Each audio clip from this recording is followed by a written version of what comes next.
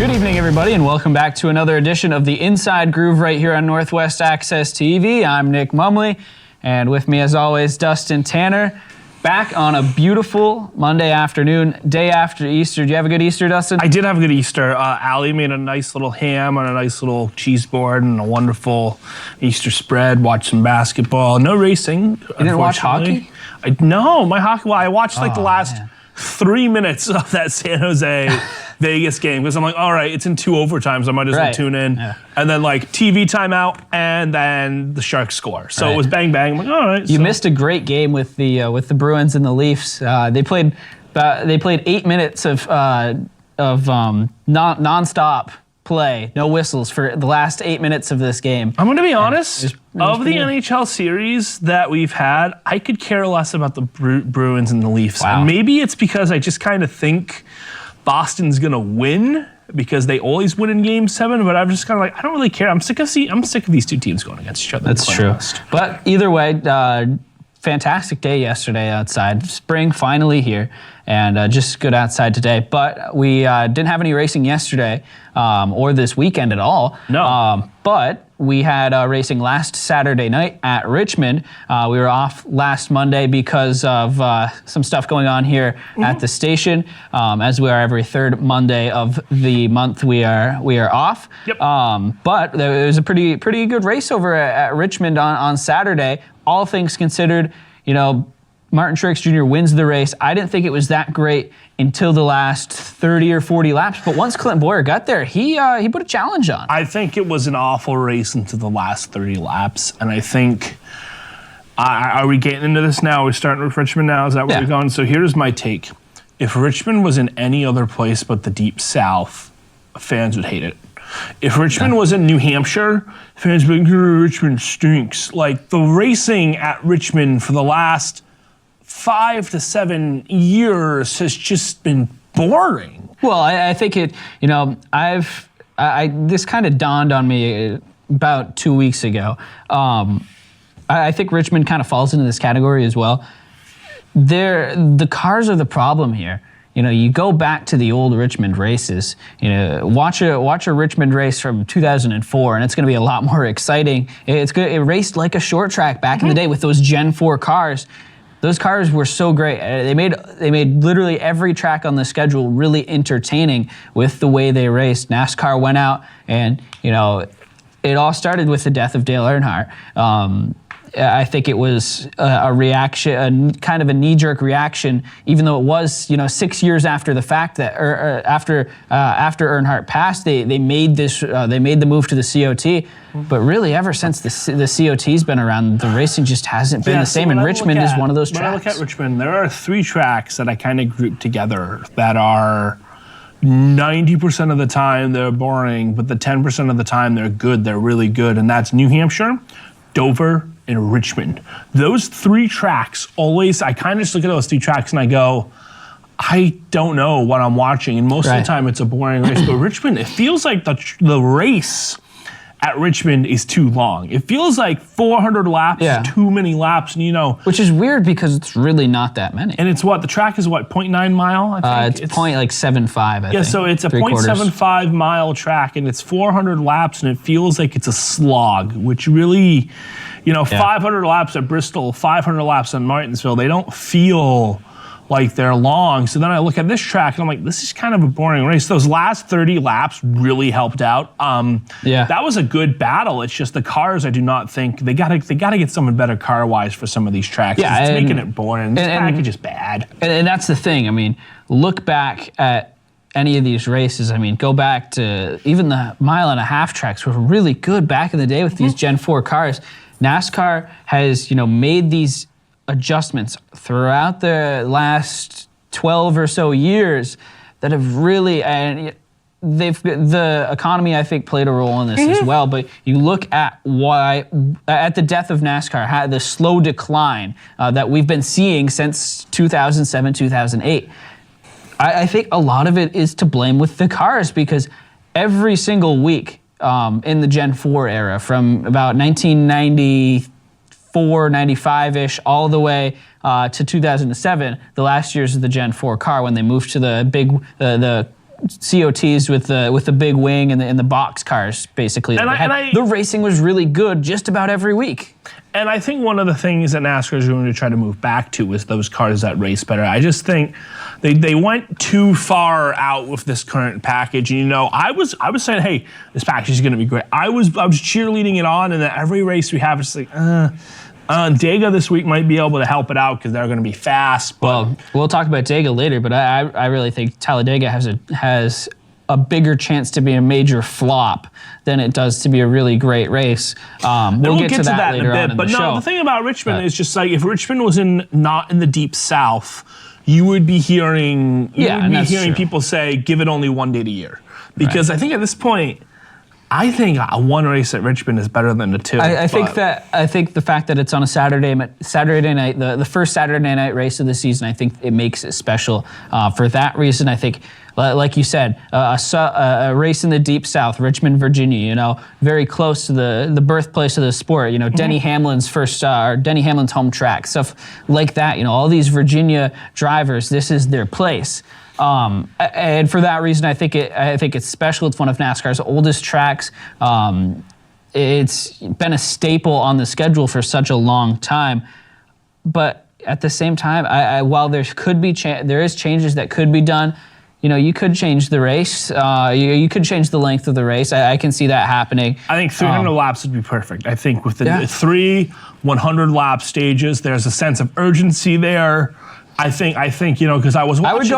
I would go 350 because New Hampshire is 300 laps. I think New Hampshire's got a perfect distance. What they've got. I would like 50 more laps at New Hampshire, but I'm personally. And I think you got Richmond a little bit shorter. Richmond's a little bit faster as well. I think you go out, you put 350 laps. It doesn't need to be shortened. But I'm watching the Xfinity race, and there's the threat of rain, and and it goes back to how is NASCAR going to make these guys race? Like the Richmond race, the Richmond Xfinity race was a lot of fun. Right. Those guys didn't know when rain was going to drop. They didn't know what was going to happen. Every lap was the last lap. So what can you do to incentivize the drivers to race in NASCAR? Yeah, this is what Steve Phelps is facing right now as the new president of NASCAR. I think he's done a good job so far, but I think it's becoming more and more evident every week that there's just so much work that needs to be done. There are 20 cars that can win a race, and of those 20 cars that can win a race, I don't think there's that much. I think there's 20 that can win a race, depending on where you are. And of the 20 that can win, only 5 to 10 can be racy enough. We've had five different winners this year? Well, when I say 20 cars that can win a race, 4 for Stuart Haas Racing, 4 for the Penske Wood Brothers stable, 4 for Joe Gibbs. That's 12 right there. Both of Ganassi's cars, that's 14. You have to throw Hendrick in there because it's Hendrick, so that's 18. And then right now, I don't think Hendrick is capable of winning a race on a track. And then you throw a couple other teams in there. RCR has proven that they can. So that's about 20 cars that show up to the track with a chance of winning, and it makes it really hard to say be racy when you have teams like Petty who 19th. That's fine. That's what that's a good race for them. Yeah, and it goes back to, we're getting way off track here, but with NASCAR, what they really need to do is just create a franchise kind of system. Like, make this like a major league sport. Budget caps are coming. Caps? I think a salary cap model for NASCAR. And everybody's saying, well, how are they going to enforce it? Well, I think, one of the interesting things to me is that when you have 4 teams, you have an advantage over those 2-car teams. And I think the only way you bring it back down is if you say you are only allowed to spend this much and there's an independent auditor, and if you go over, it is a fine.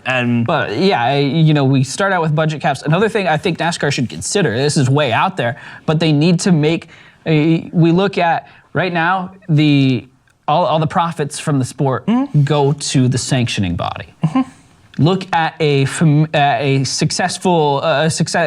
the successful sports leagues in America. I think, people have been resistant to saying, oh, NASCAR is not a stick and ball sport. NASCAR needs to be a stick and ball sport at this point. You need to follow the path of success. Look at what the NHL is doing. Look what the NBA is doing, NFL, MLB. And that's what the charter system is for. But the charter system is failing because it wasn't set up right. What they need to do is have these profits from these races, ticket sales, that should go in. There should be franchise. There shouldn't be race teams. There should be franchises. Have a certain percentage of There's gotta be everything go revenue to sharing. the teams. There's Yes, got to be a revenue model sharing. of revenue sharing. And then that's- NASCAR is the top, making sure the power is split. Because at the end of the day, you're always gonna have your bad teams. Every single sport is gonna have a bad team.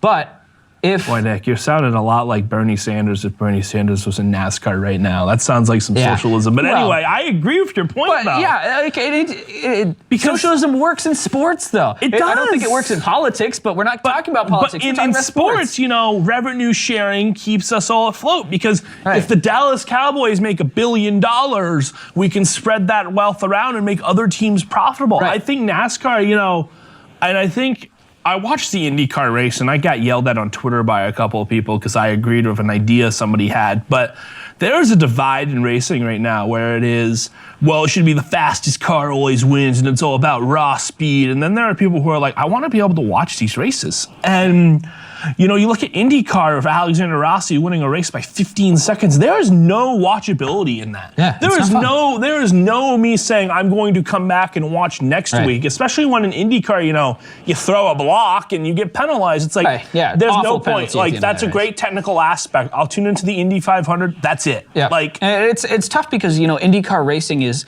in a spot where the racing can be really exciting if they're at the right track. They're going to the wrong tracks right now. I think they're slowly getting better. The race at Circuit of the Americas was really good. That was a good idea. That was a fun race.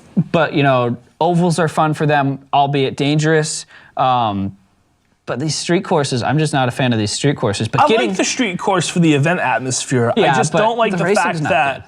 I don't like the fact that, all right, it's an 80-lap race, and at the very beginning of the race, there's already a separated field. They don't even start them like Formula One starts them with an actual grid where everybody stops. Like that would be cool. It is a rolling through the formation lap type of start in IndyCar. So if you're in sixth place, you've already lost the race, which sucks. Right. Yeah. But going back to the racing at Richmond, let's talk about those last 30 laps a bit. Yeah. So.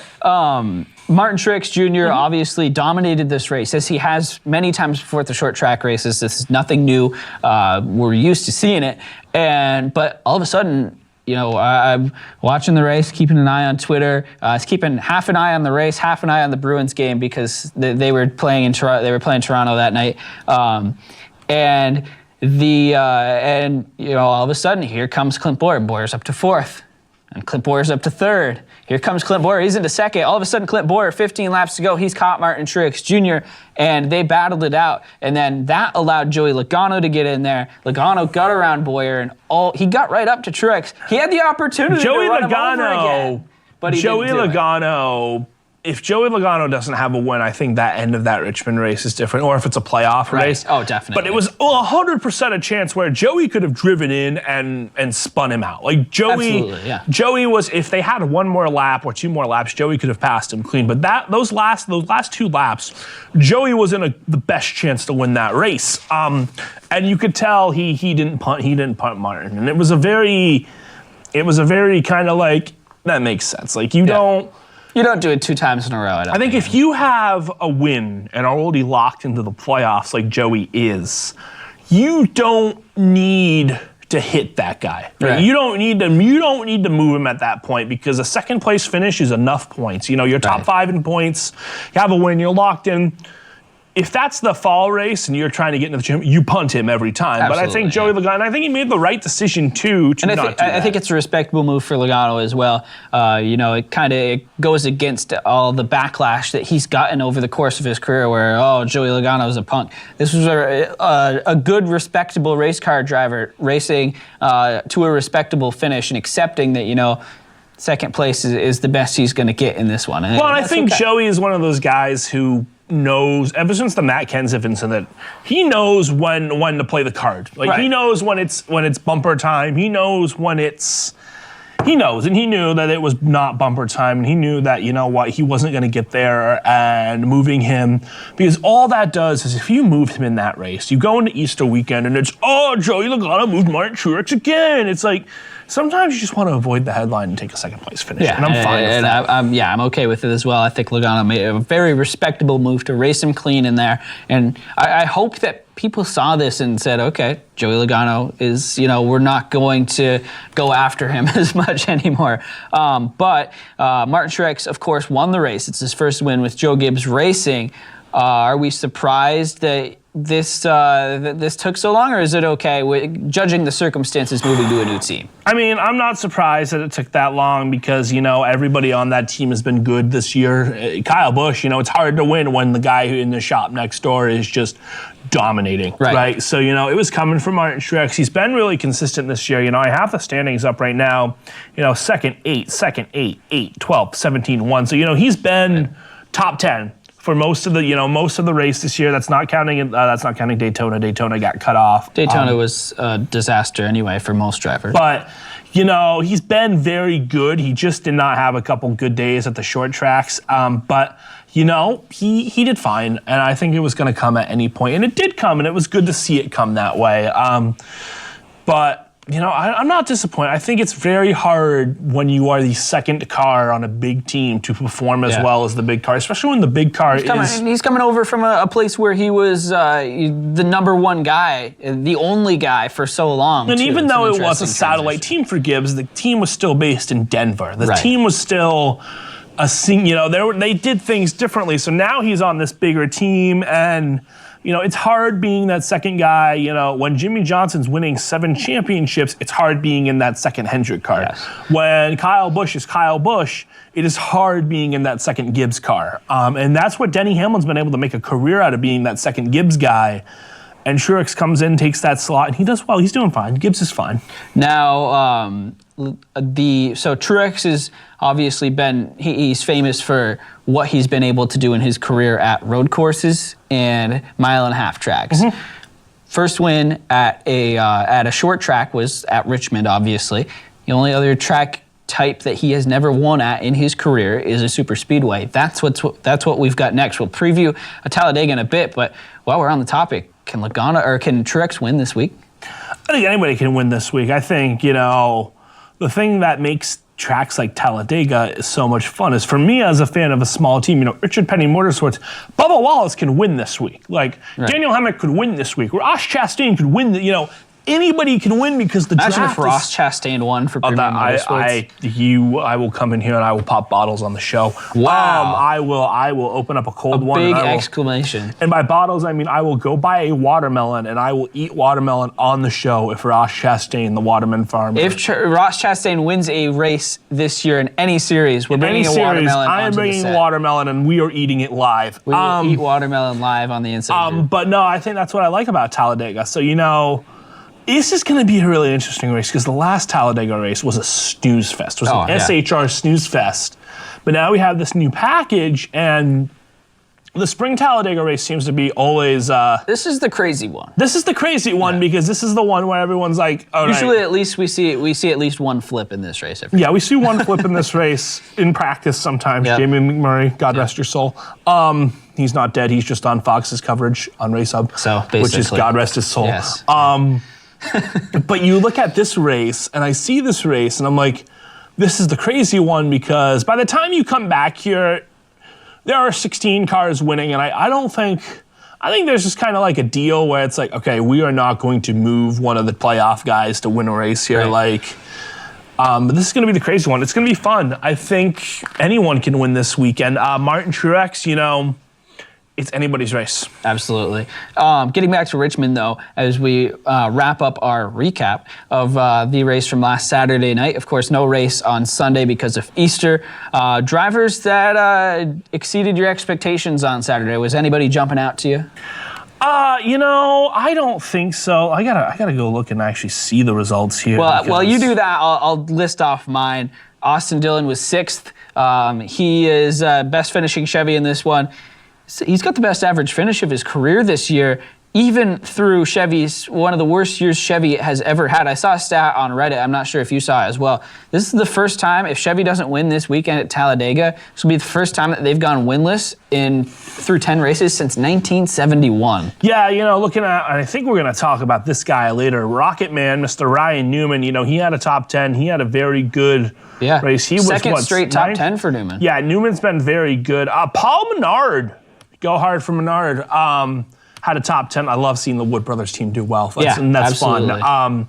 But besides that, no real shockers. Austin Dillon, is not surprising to me because you think of the mid-pack, you think of those teams where, you look at baseball, for example, there's always 5 or 10 teams that are kind of in the wild card hunt. Sometimes they get there, sometimes they don't. He is basically one of those teams where it's like Austin Dillon will run top 20 most of the time. Right. Pretty much every race he's top 20. He will run top 10. He finishes 8th, 9th, 10th a lot of the time where we don't notice it. Right. And he's obviously lucked into a couple of wins over the course of his career using fuel mileage and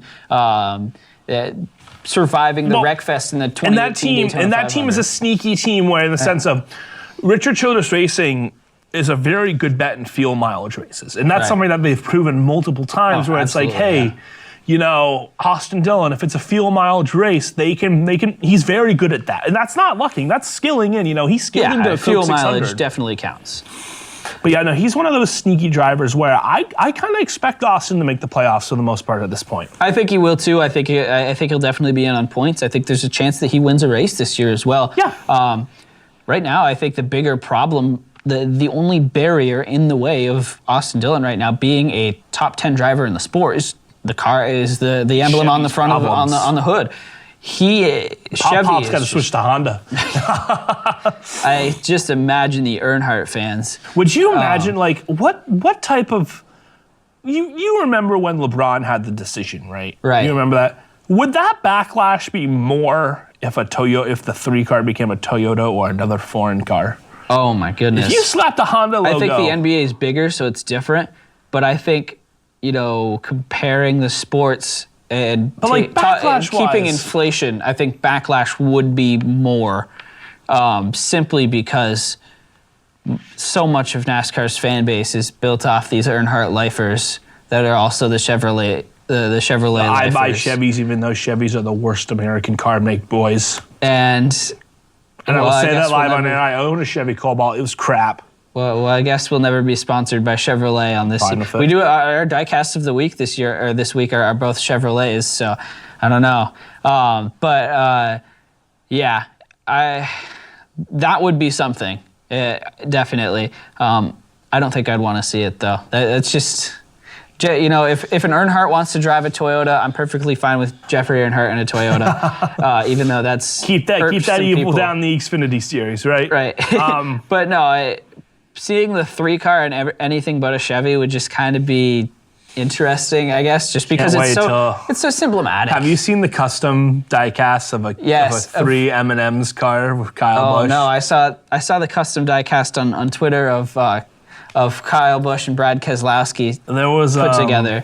That was pretty funny. But getting back on track here, guys that didn't do so well at Richmond, leading off, a guy you had in your fantasy picks, which, spoiler alert, cost you the massive lead that you'd built up. Kyle Larson finishes last. Yeah, Kyle Larson sucks. Anyway, you can keep going. Larson is having the second worst season of his career. 2015 was technically worse. But he's 19th in points. Right now, he's one of the people that would be, he's on the list of vote-ins for the All-Star race, meaning he is not qualified for this race. He has to be voted in, which is just scary. He's wrecked each of the last 2 races. I pose the question to you. Does Kyle Larson make it into the All-Star race? Oof. That is the question. That's very, very tough. If I had to gamble on it now, I'd say no. If I'm betting, I'm saying no. I think that there's a very good chance he wins the fan vote, but at the same time, there's some of the people up in the fan vote are Alex Bowman, who carries most of the Dale Jr. followers. Bubba Wallace will be in there, and Matt Benedetto will be in there. Yeah. Ross Chastain will be in there. I think Kyle Larson is fifth to all those guys. I think it's very tough. William Byron will be in there too, I believe. So, that's a difficult list of drivers. As the last 2 or 3 years, we've seen more and more middle of the pack to underfunded drivers just become super, super popular with the fans because of their social media presence. And Ross Chastain is just a feel-good story all around.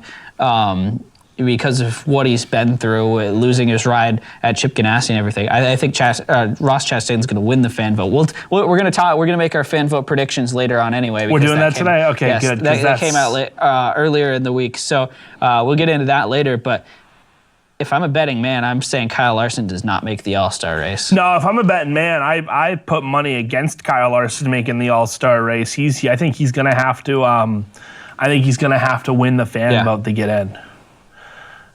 But another thing here, Kyle Larson, we're seeing him struggle the second straight year. I doubt he's going to win a race this year at this pace. Last year he probably should have won a couple of races, but just couldn't get the luck to find his way into victory lane. You think Darlington, when I believe he led like 280 laps of the 367 and didn't find his way to victory lane. Kyle Larson goes another year like this, maybe even a third year without winning.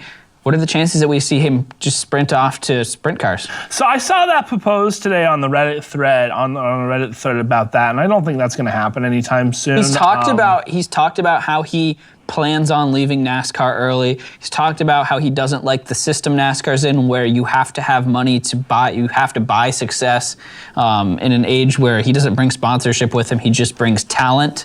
I think that. Sounds like a backhanded insult. He just brings talent. Well, in NASCAR, talent doesn't matter.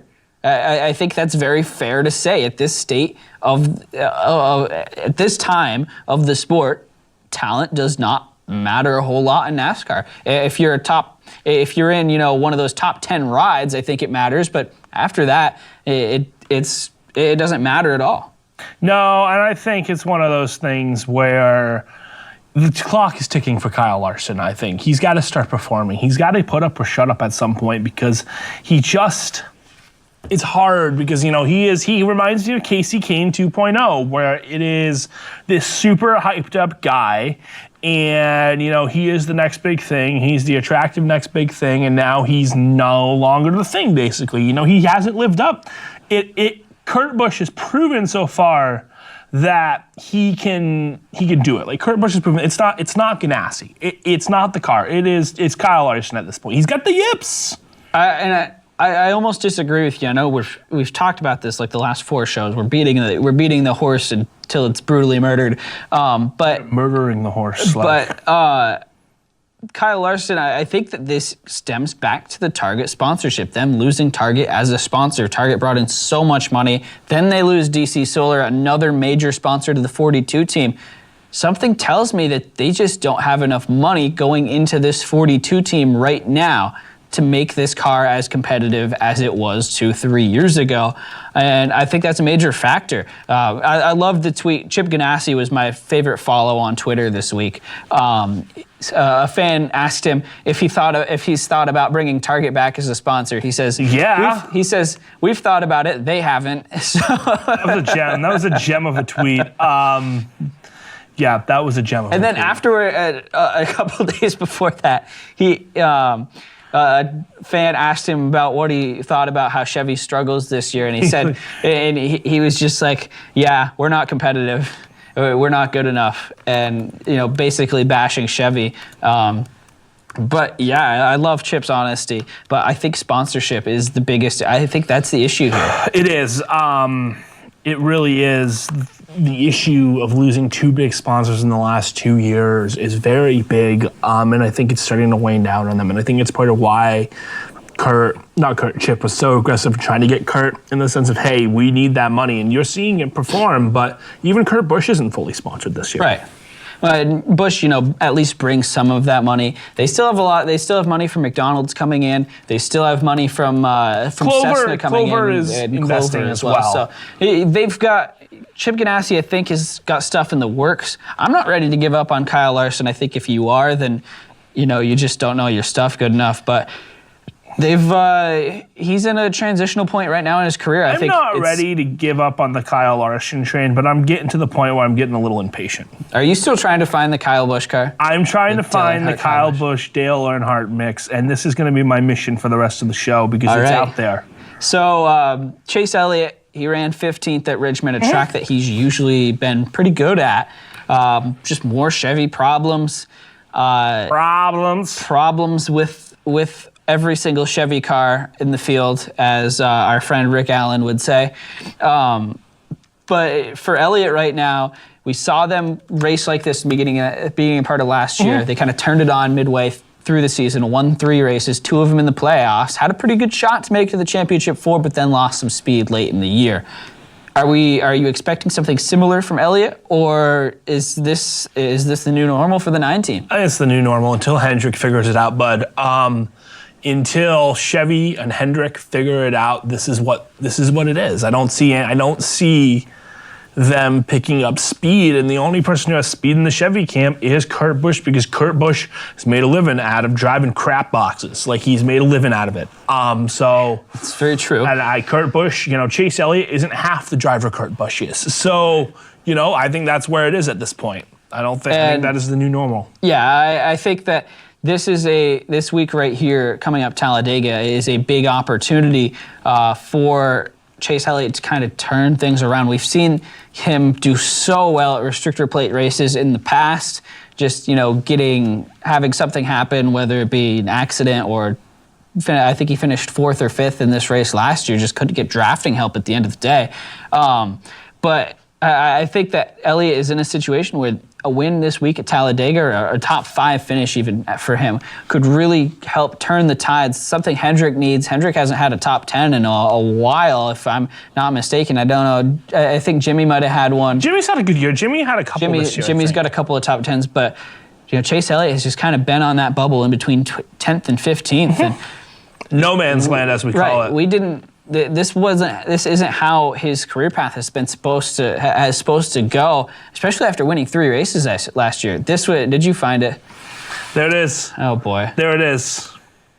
We're gonna have to send that to Zach and have him put it up on the screen. Do I give it to Zach? All right. Okay, so we're gonna work on getting that up on the screen. One of the most frightening pictures I've ever seen in my life.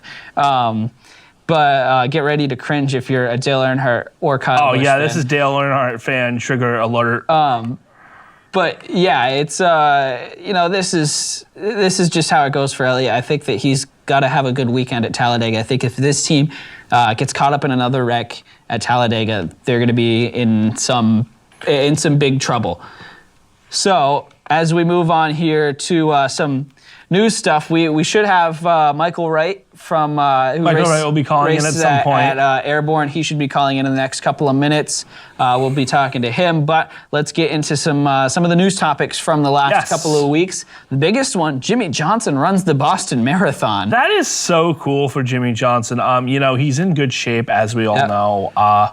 He is the man, and finishes it in 3 minutes. He ran 3 hours and 9 minutes, which is like an hour longer than the actual winners of the race, which is incredible. And he ran the 400 lap race, which you have said is too long of a race at Richmond. 2 days before that, then flew from Richmond to Boston. He goes and runs a marathon immediately up, and then runs a marathon. Like, this dude is in shape. And I had sent those photos to Zach, but no, Jimmy Johnson, what a good story for him. I like Jimmy Johnson now. I'm on the Jimmy Johnson bus. Jimmy Johnson is NASCAR's dad at this point. He is. He's cool dad. Right, and it's like what Dale Jr. would be if Dale Jr. was still racing. Yes. But yeah, Jimmy Johnson, we know he's at the end of his career, but he's still doing incredible stuff like this. It just boggles my mind about how he's kind of dropped off. It's we've talked about it before on the show. I think it's more of a Hendrick thing at this point than a Jimmy Johnson thing. And so let's take a look at this picture here before the photos. We go on here. Zach's got it up. All right, so that's the first one. That is the 18 Good Wrench Toyota Camry with the Dale Earnhardt paint scheme, and that is if you are a Dale Earnhardt fan, there it is. There's your boy. Kyle Busch. The Good Wrench Toyota coming at you. And then there is another one, which is just as triggering. If we can get to the other one, Zach. You didn't get the other one? All right, we have the Dustin other one. I is just sent him over the other here one. messing up. I'm not messing up. That's just Zach. While we're waiting, cut to the Dale Earnhardt diecast that I've got here, because I just need to wash my eyeballs. Other one. It is the Reddit link, Zach, that's sent right behind the Integer link. Anyway, if anybody needs to cleanse their eyeballs after that disgrace, there you go. Dale Earnhardt's 1994 championship winning diecast. But anyway, Jimmy Johnson, just incredible story. I can't even imagine running a marathon. I was talking with Rich Haskell at 101.3 The Game about this. He's like, that time would have almost won the the Burlington Marathon. What is a marathon? 23 miles? 26. I can't even imagine that. I run 2 miles and I need to lay down for I an walked hour. 3 miles today on a bike path, and it was a good day for me. And I was just like, we have done it today. We have done fitness. And my shins hurt. Like, I have shin splints, and it's just like, oh. Shin splints for walking. Shin splints from walking. Great job. But anyway, as we work on getting this other picture This up other there, atrocity that I want to... This other war crime. yes, absolute war crime. NASCAR, another news note, NASCAR has set the All-Star Race rules. The race is going to be 5 laps longer this year. And they're going to use it as here we go. We got it? We got the other picture. Ladies and gentlemen, we got him. All right, there it is. There is an 18 Kurt Busch Goodwrench diecast. And then, just because we hate you Dale Earnhardt fans, a Kyle Busch number 3 Skittles car. That is also a Toyota. Oh man. Yeah, you're gonna need to. I don't like that. You want to take a shower now? We need to get one of those emergency eye wash stations in the studio here. All right, back to the show. Yeah. Anyway, so okay, I don't think we've ever gotten that off track on this show ever. But I had to show that to you because that is a good moment in time. Anyway, so NASCAR setting the All-Star Race rules, and this is. I like this right here because they've added 5 laps and they're using this as kind of like a test baby for the Gen 7 cars. They said that these are, if they work in the All-Star race, they will probably be included on the Gen 7 car, which we're all awaiting the release of in 2021. We'll probably see the release of it in 2020. It's going to be on track 2021. That's the timeline, right? Yeah, I believe so. Okay. Engines come in 2022 or 2023. Right. So here's the thing. After seeing last year and seeing how this package that we're using this year was so much fun last year, I'm not getting my hopes up at all. Because NASCAR saw this package last year that we're now using this year, like, good racing on a 1.5 track. Oh, wow, this is going to be it. This is what we're doing. And went and bought stock. And everybody was like, now. oh, this is cool, but don't make this the norm. This was a fun little exhibition race. Every single driver was against it. NASCAR didn't listen. They listened to their mostly stupid fans. And hey, now, we are part of that stupid fan base, whether or not you want to admit it. And I think NASCAR also listened to owners. I think owners were the big pusher of this. And it's interesting to me that there is such a divide between the bosses and the drivers that it's like, this kind of got, this steamrolled. I'd love to know how the back end, I would have loved to be a fly on the wall for this conversation, how this package came to be. Well, what you need to do ultimately is listen to the owners, like you said. I mean, they are the money source of this sport. You want more owners, you want more money in the sport, you want more competitive teams. You listen to what the owners want. I think it goes back to this really, your socialism in NASCAR idea earlier, in the sense of, if you enact this idea, then the drivers can actually have a little more power, and the drivers could actually form some type of union where they actually have a say at the table. Right. And then the drivers would not get ignored on a lot of the rule changes that happen. So it's really interesting to me. Yeah, I agree with you. Let me run this idea past you here before we continue on with this topic. This is obviously revenue sharing once this is installed for 5 or so years. A NASCAR draft. What would you think about that? I think that would be so cool. You could like take drivers based on talent, or this guy's got a little bit less talent, but he brings sponsorship with him, and so take him higher. I think that's one of those things where if you limited it to seats that were open every year. Silly season was all right, teams get a draft order. That would be fun. I don't know if it's practical, but that'd be fun. Right, it would be fun for sure. But the All-Star race, they're adding stuff to create, more downforce. Yay. Everything that More aero. Everything, yes. Everything that everyone is wanting to get rid of. That drivers want less downforce. Cars need to be harder to drive. Basically, NASCAR said, we're going to take the car that has become super, super easy to drive, that has produced the worst racing with an average of 0 cautions per race that aren't stage breaks, and we're going to make them easier to drive and hope that it works. It's miserable right now being a NASCAR fan. Like, this is the really darkest timeline. This is about as bad of a spot that NASCAR's been in a very long time, maybe ever. I think back to the financial crisis that hit them so hard, 2008, 2009. I think that's up there as well.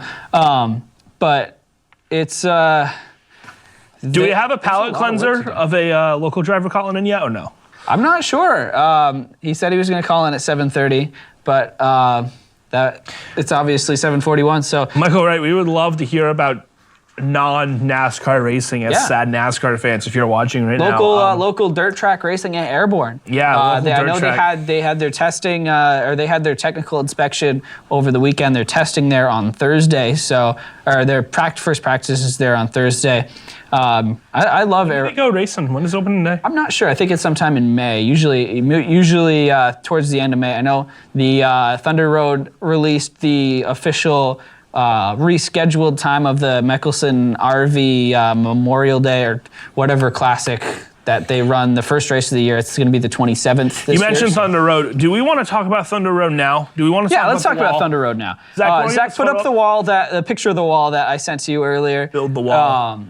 So basically, Thunder Road has put this up in turn 3. If you've ever been to Thunder Road, turn 3 has always been the wall-less wonder. If you mess up there, you are going flying into the tires. You might as well just drive downtown Barrie at that point. Right, into the tire barriers. So they put up this wall now. That turn 4 is obviously famous for the Widowmaker, where they have that wall that comes right up on you, jumps right out of nowhere on you, coming out of turn 4 and through the front stretch.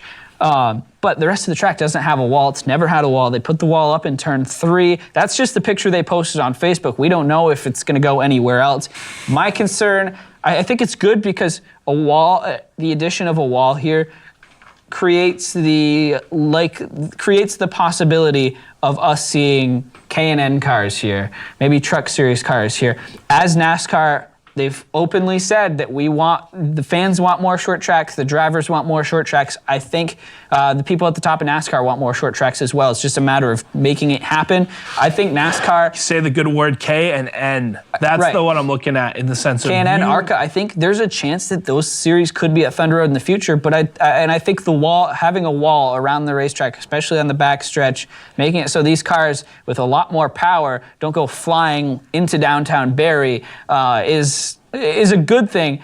I'm just worried that with the everyday series here, this could be a situation where we see a lot more guys on a budget getting wrecked race cars because it's just another opportunity to destroy your car. Well, I think one of the things you have to look at is that if Thunder Road, first off, there's a safety thing here too. You cannot have, it's 2019. Yeah, tracks without walls are great in the 80s, but you need a wall around your track now. Like you need an encaved track at this point if you want to be a big boy. And it sounds like Thunder Road has a lot of improvements planned in the future. Like it sounds like they got 2 or 3 things that they added an entire new lighting system last year, which was much overdue. It was really awesome to go there. Heard rumors about a press box I've seen on Facebook. Ooh. I'm not sure how. I don't know Thunder Road inside dirt, obviously, but you've heard about. We should get somebody who runs the track on the show. But we've heard, just going through the Facebook comments on that post of the wall, you're hearing that there might be some new things coming to Thunder Road. And if Thunder Road needs a facelift. And it does, yeah. I think, look, low budget racer, like I get it, but if 1 or 2 wrecked cars is going to be the difference between whether or not you can show to the track or not, I really think you need to reevaluate what type of program you're running. I really think like if you are mad that a wall has gone in because you are so sure that you are going to hit that wall, like if you are complaining about hitting a wall that you haven't hit yet, we need to pump the brakes a little. Take 20% off, bud. Like let's think about your driving style and say, and well, somebody gets taken out. It's like, there are brakes on these cars. You know that, right? Like, not if you're Tyler Reddick. The Arca brake. Yeah, no. Like, look, I know we make Arca brake jokes sometimes, but like Thunder Road cars should have brakes. So yes, I think it's good. I want to hear what the whole vision of this track is before I really judge this one piece. Because sometimes you see one piece of something, you say, well, that sucks. And then 10 years later, it's like, wow, this is the nicest place ever now. Like, well, yeah, and I think Thunder Road, obviously under new management over the last 2 or 3 years, I believe, since it was bought from Ken Squire. I think the goal is to make this a nice racing facility. It used to be just a really good track since Chris Michaud and the other guy, blanking on the other owner's name, Pat Malone, I think his name is, bought this track. They've repaved it. They've put a new lighting system in. Now they've put a wall in turn 3, possibly even farther around the track. And Thunder Road has said, in the Facebook post, it's like, this is one small part of a much larger project to enhance the fan experience at Thunder Road. Like they've taken what was a really good track back in the day. Ken Squire built a really good facility, but it was getting old. And, and obviously Ken's getting up there too. It's not. I think it was a little bit out of his hands for a little bit. He sold it. Now there's a younger face, younger faces in there. They're more willing and active, and not only keeping this track great, but making it even better. And I think that's the important thing. I think you want to make you look at what happened. I think one of the things that sometimes happens in Vermont is that we clutch our pearls too much about the good old days, the good old stuff. Centennial Field was a dumpster fire until the Lake Monsters actually put some improvements into it, and it's still a smoldering dumpster. Down. And then you look at some of the things around here. You played hockey in Highgate Arena. Like Highgate Arena was a dump until people finally said, okay, we got to put improvements into this thing. And Thunder Road is another one of those facilities where I say to myself, it's probably 15 years overdue for some improvements. Right. So put in the improvements, make it nicer, get a new concourse, get a press box, make it a place where you can then go to the K&N series after they merge with Arca and be like, hey, we got a short track. We got a nice little bowl short track. It's off at Interstate. Like, it's very accessible. Come here and race. And then you can say, hey, how big is Thunder Road? It's 0.25 miles, I think? I believe so, yeah. So it's like, how many cars can you fit in 0.25 miles? Well, I've seen him put 30 on the track. You can put 30 on the track. That's perfect for a K&N race. And K&N doesn't do live pit stops. So there you go, bud.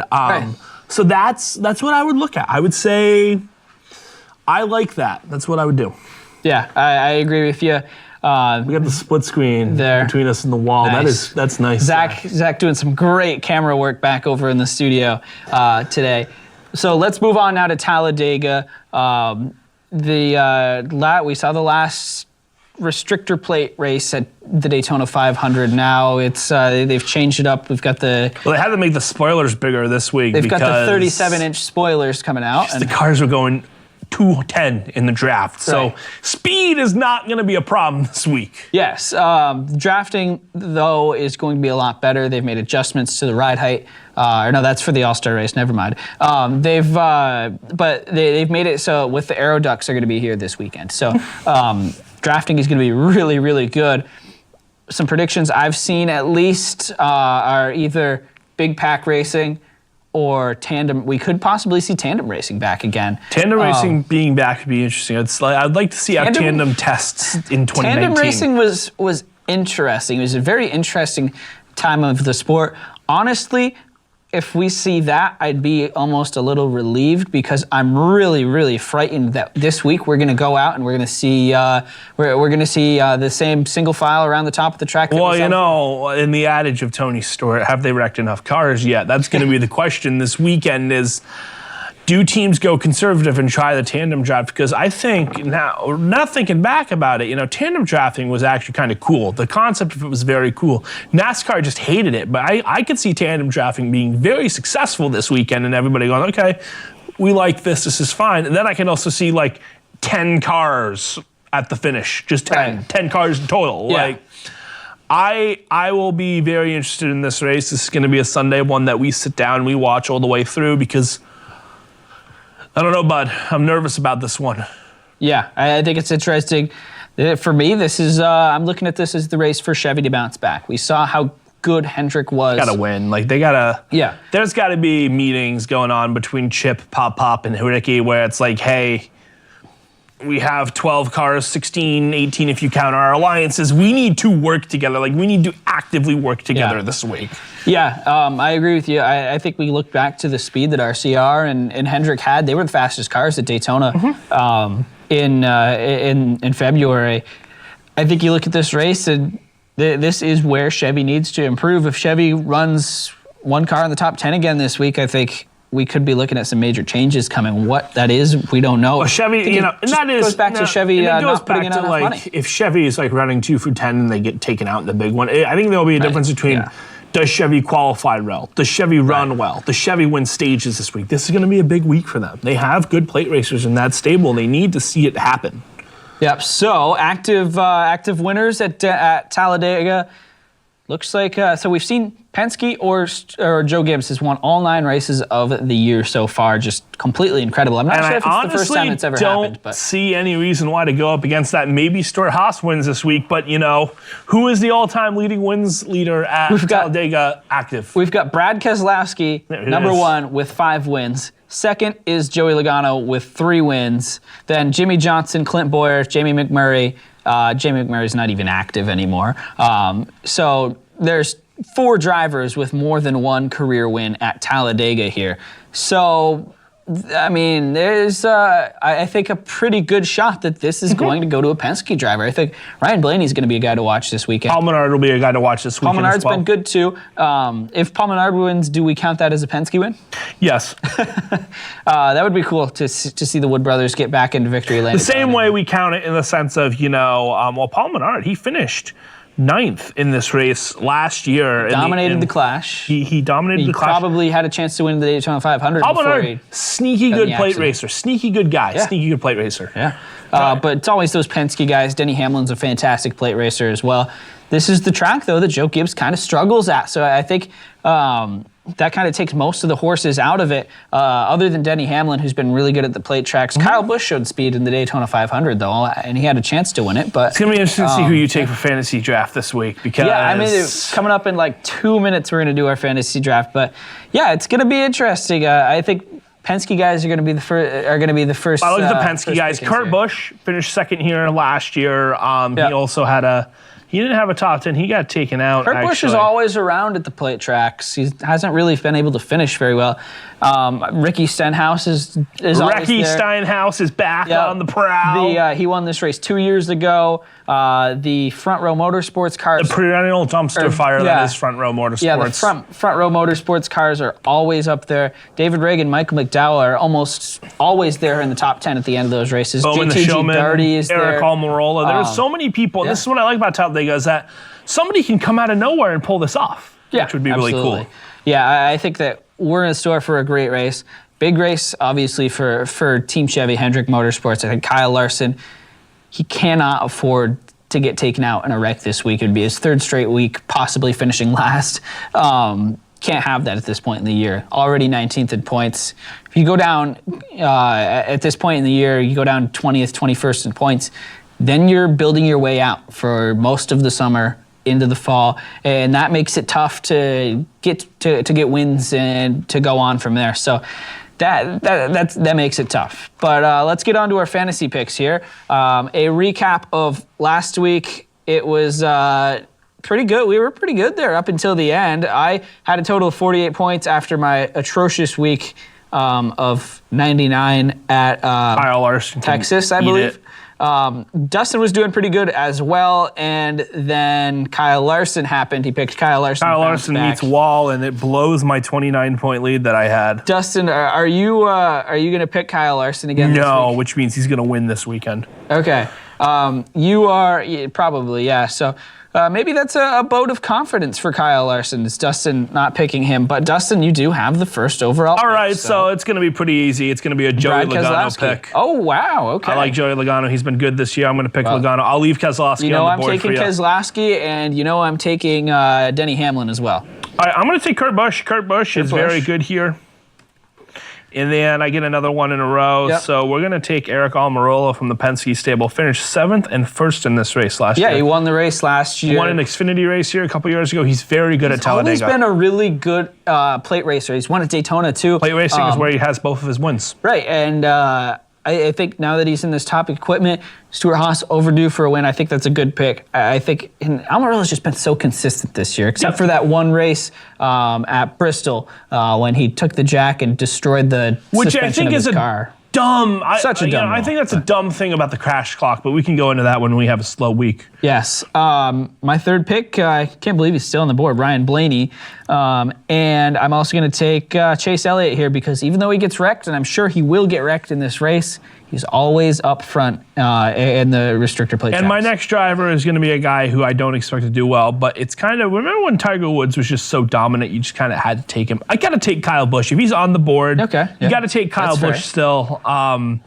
And then I think it's your pick after, or are we doing 2 in a row? 2 in a row. Snake draft, 2 in a row. So Kyle Busch, who else is on the board? Kevin Harvick's still on the board, so I'll take him. He did Harvick well running last year. that flannel car this week. We're not far away from Kevin Harvick running his millennial car. I'm very excited for that. It's going to happen. No, I'll take Kevin Harvick. Okay, Kevin Harvick.